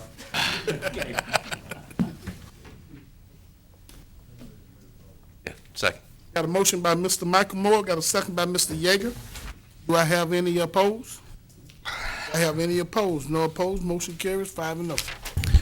Mr. Chairman, you addressed the policies that were introduced earlier. Take that off my list. The last thing I want to do is thank the commission for attending last week, as well as the staff. Most recently, the governor signed into law this summer, back in August, an amendment to our state statute with regards to sunshine training and ethics compliance for all constitutional officers. It's required on statute 112-3412 that on an annual basis the constitutional officers will attend 4 hours of ethics training under sunshine. And the commission last week, I do appreciate your attendance at that, as well as the county staff that participated. We've noted that. We'll give that to Brett for the personnel files and both for the commission as well. And on the annual basis, I spoke with Mr. Butler. What we'll try to do is calendar, probably early in December, on a cycle each year. After our election cycles, after new constitutional officers come in, that we'll offer that here within Gulf County so we can always make sure we're staying in compliance with Statute 112. And that's all I have at this time, Mr. Chairman. Mr. Chairman, first item I want to mention is, I thought maybe David may mention it on page 7 through 43. David has been fire chief at the St. Joe Beach Volunteer Fire Department for over 30 years. And you see in your information packet on page 7, we went through the ISO rating, and the Beach Fire Department achieved a rating of 4, which is the lowest rated in Gulf County for a fire department. And you see a 4/9. Any structure that's more than 1,000 feet from a fire hydrant gets a 9. But I want to congratulate David on what he's done. He has led that fire department, and to get a 4 rating, we went from a 6 down to a 4. Well, we discussed in our business meeting last night, it's going to be super hard to go down to a 3 or 2 or 1 with volunteers. It's hard to do. But you do have a 4. It does affect the fire insurance ratings, and would be certainly going to make lower fire insurance rates. Sure is. That's huge for our citizenry, Don, in that district. And just for information, Don and I are involved in a committee that's working with the ISO rating folks that we're trying to get some of the other areas that maybe have a 9, 8 or a 9 and figure out, hey, how can we make that one step? Because one step, one going from a 9 to an 8 sometimes is a huge benefit for the public. So Don and I are working with that committee, but y'all have done a good job at the beach. Sure have. Yeah, and David, he does too this morning, but he's done a great job at leading us down the road to get to this 4. And I think ISO came in and looked at 4 or 5 departments during the summer, and we got a 4, and we're glad of it. Other item is Wednesday at 10 o'clock, 1 hour before the meeting with HCP. I'm sorry, on Restore. We have an enterprise zone meeting. The purpose of this meeting, we got it noticed. The purpose of the meeting is to look at the enterprise zone map. We can add, the state now allows us to add 3 additional square miles, and we're trying to figure out where to put them. So anyone that wants to attend that meeting, it's going to be at 10 o'clock, and it's really going to be, for the most part, a quick and dirty meeting. We will have other meetings between now and December. We have a public hearing coming up in December, I think about 16th or 17th of December for the board to look at the map and approve the map. So tomorrow, 10 o'clock, enterprise zone meeting. We plan to have it in the conference room here in the admin building. And very important, we can add 3 more square miles to our map, and that'd be worth a lot.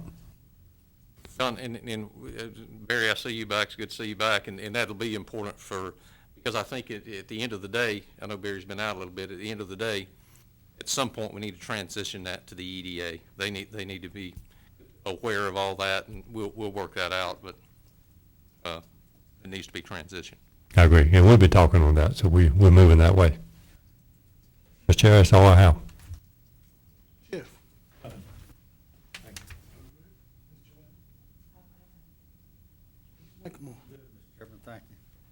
I hate to break the chain, but I got a couple items, Mr. Chair. Number one, for the public's information, C-30 from 98 out to Cape San Blas Road is the construction is going to begin. It should have already began this morning. It was supposed to begin yesterday morning, but the rain kind of threw us off.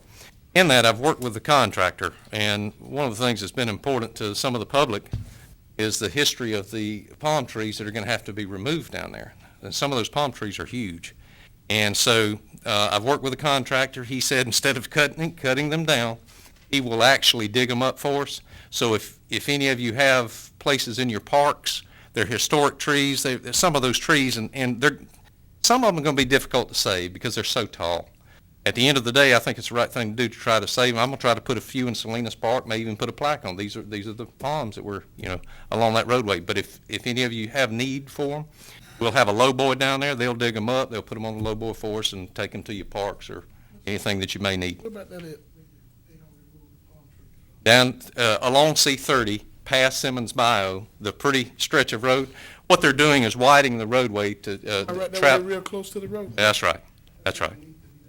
It needs to be done, and they're going to do it, but we are going to try, and I think it's a worthy cause to try to save them. So if you need any of them, let us know, and we'll certainly get them to your parks. Another thing I worked with the contractor on, and Jake, did they start the milling today? Supposed to start it this morning. Okay.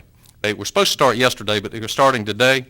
I've asked DOT before about some milled asphalt. They're kind of adopting a policy now. They want you to work with the contractors in your counties that are doing milling and get them from the contractor because it's part of the contracts, and DOT doesn't want to be the one to give it to the counties. So at the end of the day, I've worked with the contractor. He's going to give us some milled asphalt. If you have need of milled asphalt, we'll start stockpiling some. Now, I didn't get the contractor to give me a specific amount that he would give, but I think that there'll be plenty of it because they're going to mill that whole road. So if you need any milled asphalt, we should have some in the near future. I agree. It's great for road edges and driveways and those type things. So that's coming. Another thing I wanted to talk about, and I know this is county commission meetings. We get in heated discussions and all those kinds of things. But at the end of the day, we've got a lot of good things going on in the county that at some point we need to work on those successes or off those successes to get to the point that we're working on the things that we don't do well. And I think at the end of the day, some of those successes have been, the fact that we've got a college in this community, we've got a hospital in this community, we've got a TDC that's went up 26%. So we've got a lot of things that are going well. And I think that we've got a building department back there. I think I talked to George the other day. For the first time in a long time, how many residential permits have we got out there, George? Did you say 100 and? There's 128 projects. We sold 60 new permits this year. There you go. That's huge compared to what we have been doing. So, the TDC numbers are good. The construction industry is going good. One of the things that we still, I think, we lack on is still working with the EDA, working with the port, working with all those other agencies, and I think that's one thing that we can build our strength on. Marina Pennington right now for the city of Port St. Joe is writing the economic development portion of the comp plan for them, and I think it's important to review that with Marina. She sent me an email the other day, and kind of incorporate some of the things that we've got in our economic development portion of our comp plan. But those are some of the things that we need to work on, Mr. Chairman, and with the help of the board, all of us will continue to work on those. So, but that's all I had, Mr. Chair. Mike Daniel. Good, Mr. Chair. Okay. I want to put out a few little special thanks. I want to thank the staff. We got 10 new families. Mr. Juan, help make sure I put this out right now. We got 10 new families in Gulf County that's going to receive new homes through a project with the block grants and working with the SHIP program. So we got 10 new families that's going to receive new. Throughout the county. That's throughout the whole county, Gulf County. And like I told someone, it don't matter to me if it's on St. Joe End or Weewaw End or Howells Creek End, it's in Gulf County. And we got 10 new homes for 10 new families, Mr. 10 families. And I done had several of those guys call me. And one young lady just boo-hoo started crying, said that she never thought that she will receive a new home. So that's something good that's going down right there. Mr. Clay, the bids done went out for the Martin Luther King project, right? Thursday, received. Okay, Thursday. What about the water project? Same project. So we got 2 bids coming out right there Thursday. So my motto is, I'm trying to reach forward. I'm trying to capture everything I can capture in tomorrow, not behind me. So like Mr. Yeager just said, we need to talk about some of the good things that's been put out on the table for different members. We got the food pantry going on over at the Washington Recreation Center. We're at the WIG building over at the Washington Recreation Center. I mean, they give out to 125 to 150 people every month. They helping people with food. They got a pay assistance to help some with their bills who need help with their bills. You got Miss Joanna White over there. She's helping young people find jobs. She's working very hard with them. They got the workforce board got a mail to mold to mail project going on where they taking young fellows and young people within the community and work with them and try to help them get themselves back into college or to attend college for the first time. Show them what they need to do to go apply for a job. Those things is really looking up. And I just want to give a shout out to all those people who are working to make that happen. Because it's a lot of work going on within that.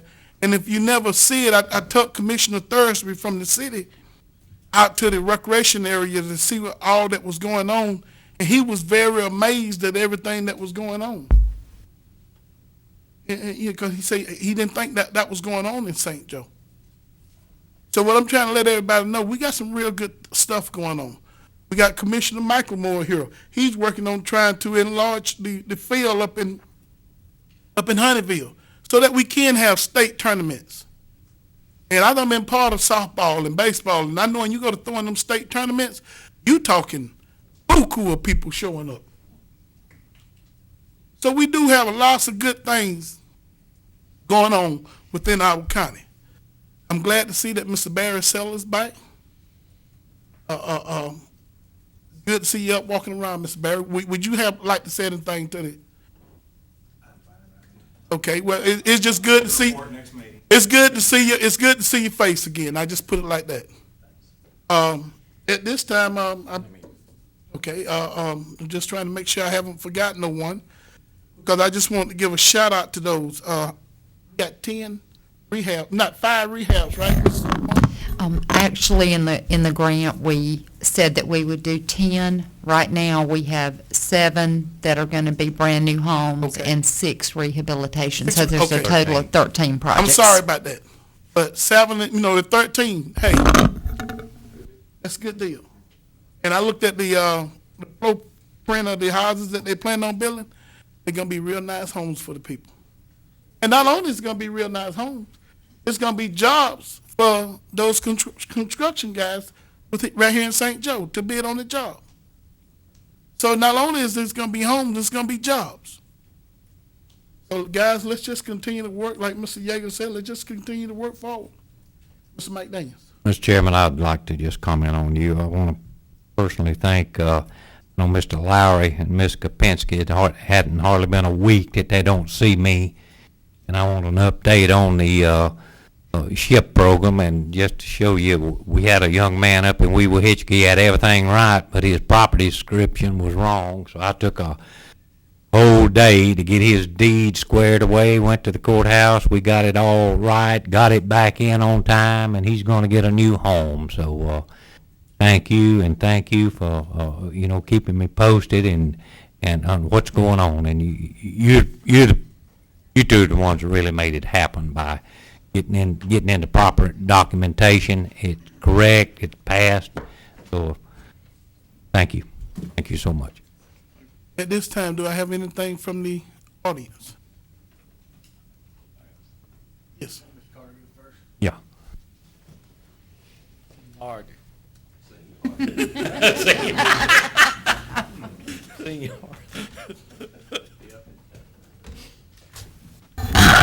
for the record, good morning. My name is Roy Carter. I'm your County Extension Director for the county, and I'm coming before you this morning concerning a deficit in my budget. At the end of this past fiscal year, I had a deficit of $4,700, and $3,600 that was due to the renovation of the new office space that we have in Weewall. You know that we were in the old courthouse, and it was infested with mold, and it was a health hazard, so we had to move out. The board, y'all approved $10,800 for renovation, and at the end of that amount, it still was work that had need to be done within that facility, and we spent another $3,600. I told Mr. Beller that I would come up with the money some kind of way to finish that project. I do have some money. In other words, first of all, with the cuts that have been made in the extension service as a recommendation of y'all over the last 10 years, I don't have any money coming from the county for youth development. I'm live and well. I'm okay, because I went out and got grant money for youth development. And if I have to pay this is where this money going to come from. So I'm appealing to the board to, if you will, some way or another, to pay that $3,600 that was incurred for renovation, and the other $1,100 I would pick that up. Have anything from me? I have a comment. Mr. Carter, clearly I think that your program is a service to this county, and you are an asset to the county. And you explained to me about some of the renovations that were done, and I can see where you did not do any extravagant renovations. Now, I have, there was $4,000 budgeted for me for travel that I did not use any of that money, and I would like to ask the board to transfer that fund, the $3,600 from that $4,000 to help out Mr. Carter with those renovations, which really were a responsibility of the board. Exactly. Do I have any more comments from the board?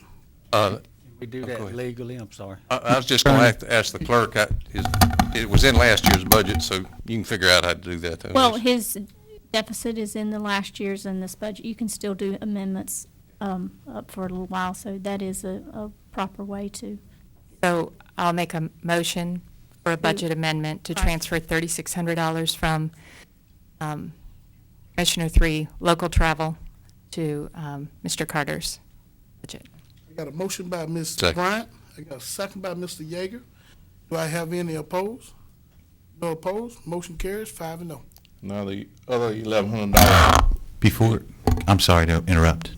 Again, public comment before you take that action. Yeah, I'm sorry. Do I have any public comment? Do we have any public comment? Okay, motion carries 5-0. Thank you. The other 1,100, I think we've got monies that's not encumbered in the infrastructure fund. Don, would you recommend that or out of reserve? Either way, it's going to affect the cash carry forward for this year a little bit, I guess. I think we have probably some extensive cleanup we do on amendments in the coming month. So I would suggest we do it then. Is that good with you, Ms. Clerk? And that's fine with me. What we got to keep, Mr. Chairman, what we got to keep in mind here is this is a county facility, it's a county building, and one of these years, we're not going to use days, Mr. Carter might, decide to retire and spend more time on his with his animals and all, and there'll be someone there, but it'll still be a county building, so it's not that this money's going in there. And I was with that entire project, and it's like renovating. Building a new house is one thing, but when you start renovation, you can run into things that you wasn't unexpected, and they had to be addressed. So that's where we locked it down at 10-8, and we did a little run over, but we've got a fine facility. It's first class, and as the commissioner said, we don't have any chandeliers up there, but we do have a fine building that we can work with. So we didn't spend the money foolishly. Mr. Carter, we through with the building? Yeah, pretty much done. Wait a minute, did you get your back door painted? No, we need a back door. We're probably going to put a back door in. We'll handle that if necessary. Okay. But I just like to commend the Wake Forest, the maintenance crew. Those guys did a superb job. Yes, they did. On that building, so we really appreciate that. And this is my 35th year working with y'all, and it's been a pleasure working for the board. Thank you, Mr. Thank Carter. you. Thank you, Roy. Do we have anything else from the public?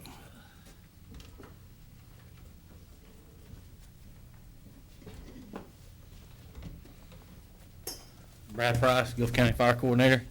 Just want to give you guys some information. This is Fire Prevention Week for the whole, for the United States, 6th through the 13th, and I was going to give you some information. We are visiting the Weewall Elementary School on October the 10th at 9:30 with joint with Weewall. And then on October the 14th, which is not in Fire Prevention Week, but that was the best day for St. Joe Elementary to do it. So we having an event for them on the 14th, Monday the 14th. And that's how we get it out, fire prevention out. Fire prevention is the key to success in firefighting, so that's our way to get it out, get it back to the parents, because, those kids run home and tell everybody everything, so. And for the junior and senior highs, we got footballs and put fire prevention on it, and they throw them out at the football game, which is to remind them when they set their clocks back, to check their smoke detectors, so. And then we're also working with the guidance counselors for both ends of the county to take tours for the 11th and 12th graders to the fire academy over at Gulf Coast. And just want to thank all the chiefs that's been involved with this with me. They've helped me. They've done everything I've asked them to do. The city of St. Joe is getting involved with ours down here, and the forestry division, Bryce Thomas, they'll have Smokey the Bear at both places, and he's played a big part in helping us out with that. That's all I have. Good job, Brad. Thank you. Thank you. Have anything else from the public?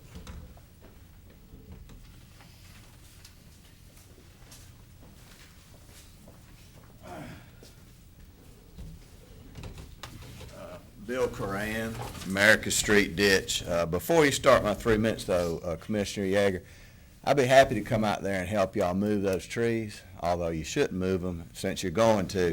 I've got a pretty good success rate moving palm trees. I'd be glad to explain to the contractor some little tricks to That'd be great. I'll And- put you in contact with George Roberts. It's Roberts and Roberts. It's the subcontractor that's going to do that. Oh, So, okay. Actually, the bigger they are, the harder they are to Yeah. physically move, but the easier they are to get them to survive. Really? Well, that's good news then. All survive. Okay, America Street Ditch. I've got about 30 minutes worth of information that I boiled down to about 4 minutes. If y'all will, let me get my paper straight. You already hit the clock on me. All right. Okay. I'm here about the America Street Ditch, and I will admit I was wrong last time I came up here. Commissioner Yeager was not a commissioner at that time. He was an employee at Preble Ridge. So I was wrong about that fact. I'm not going to spend a lot of time on the past, but there's 40, 50 homes out there that are affected by that ditch. So it is in the future. We could have flooded out this weekend if that tropical storm had come here. So it is in the future. You know, y'all just raised our taxes. And I think the use of taxpayers' money is a good example of why we should look at the future. Look at the past to learn what we did wrong and go to the future. I came here 2 weeks ago with 100% county business. The next meeting that I was absent, I was personally attacked. No county business was discussed. I was just personally attacked. To quote an old friend, a fertilizer salesman, Jerry Clower, figures don't lie, but liars figure. So I came here to discuss the quality of the work. The quality of the work. I showed you 2 pictures of places where the grade was 20 to 24 inches out of whack, okay? It was stated that the work was done to spec and done properly. You've seen the pictures. You also know that there's been over 130 repairs, some of them major, to that property. Now, I want to read you this out of the Star, the America's Ditch notice to receive sealed bids. All subcontractors shall be FDOT qualified for the type work they will be providing. Then I'll also read you a statement from Darlene Anderson from Florida Department of Transportation. Our records do not show that Bailey & Sons was pre-qualified to perform road and bridge construction work. So I ask you, who are you going to believe, the contractor or your lying eyes? You know, the facts are there, undisputable. Okay. Next, I want to talk about the cost. Or I found discrepancies. You know, if someone thinks the numbers, I'm lying about them, or should I say I've engineered the numbers, then please come up here and tell us the truth. The taxpayers want to know the truth about these numbers. Now, here's some of the numbers. Again, I was wrong when I got up. I said $1.2 million. Right now, the cost is $1,265,600. Can I get a motion to extend the time? So moved. I got a motion by Ms. Bryant. Can I get a second? Second, let him talk. I got a second by Mr. Yeager. Get it over with. That's a good thought. All right, $1,265,636, and it's still growing. On April of '07, the county engineer put in his documentation that he bid this job 7% for the engineering of that ditch at $1 million. Okay, on January the 8th, the 2.5% to inspect that job was bid in at $1.1 million. Now, at the time of setting this project cost, no one knew the pipes would be burned. You know, are Gulf County taxpayers going to pay for the burned up pipe, engineering on burned up pipe and inspection on pipe that burned up? There was over $105,000 spent to engineer that job.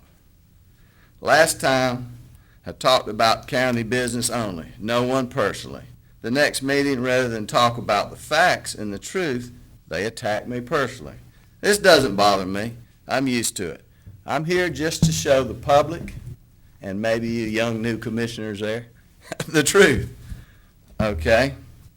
On the inspection, $105,000 for engineering that ditch.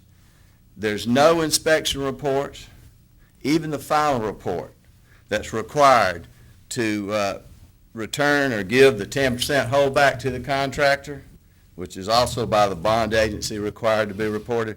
There's no inspection report there.